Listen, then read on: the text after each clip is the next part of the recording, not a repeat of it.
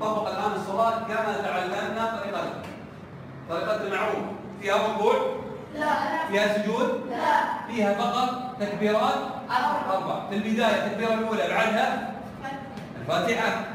التكبيرة الثانية صلاة إبراهيمية. التكبيرة الثالثة الدعاء ميت. التكبيرة الرابعة السكوت قليلا والتسليم فقط على جهة اليمين تسليمة واحدة.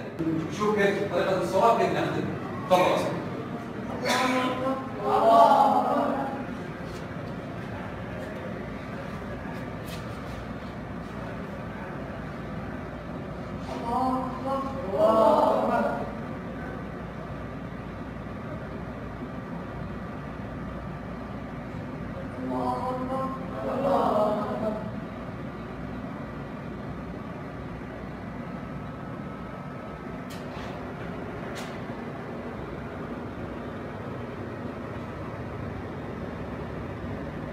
الله أكبر.